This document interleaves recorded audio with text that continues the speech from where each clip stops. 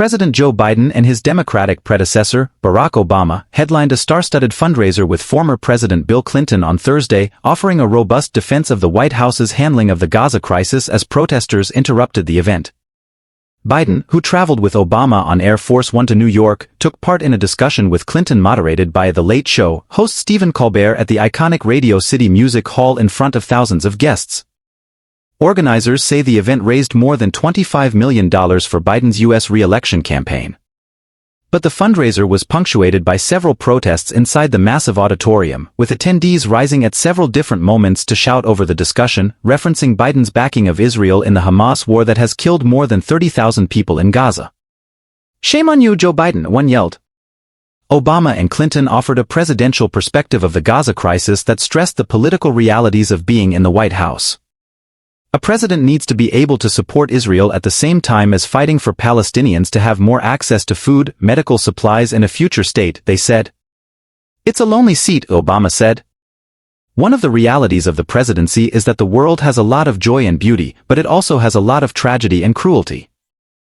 People, understandably, oftentimes, want to feel a certain purity in terms of how those decisions are made," he said. But a president doesn't have that luxury. When a protester inside the theater interrupted Obama, the former president snapped back, "You can't just talk and not listen, that's what the other side does."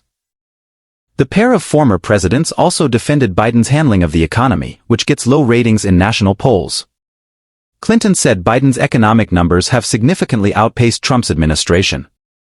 "I believe in keeping score," Clinton said. "He's been good for America and deserves another term."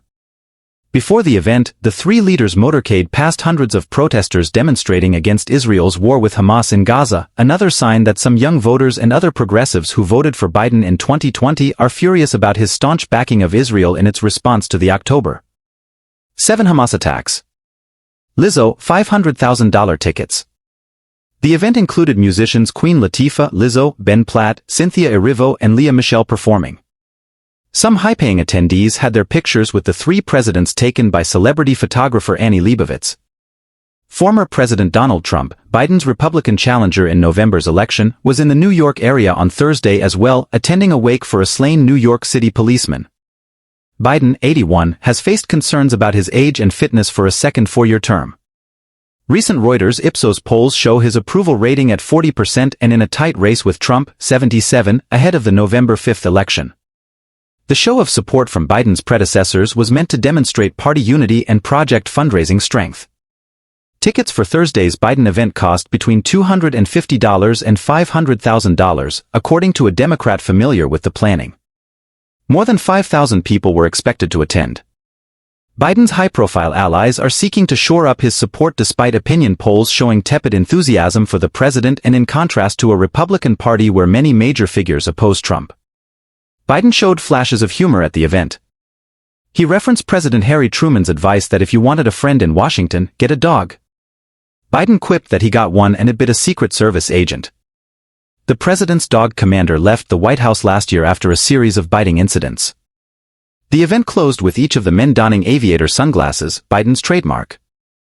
"Dark Brandon is real," Biden bellowed, referencing a meme about himself.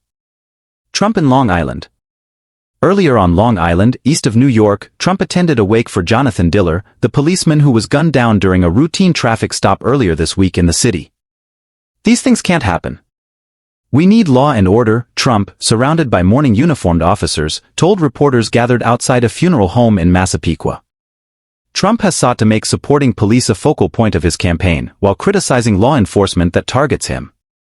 He faces 4 criminal trials for his efforts to undermine the 2020 election, his mishandling of classified documents and his involvement in a hush money scheme involving a porn star. He was fined hundreds of millions of dollars for overstating his net worth to lenders. He says he is innocent. Biden has been routinely outraising Trump and is taking in more money than his rival in big donations and small donations under $200. Biden's re-election effort raised more than $53 million in February and $10 million in the 24 hours following his March 7 address to Congress.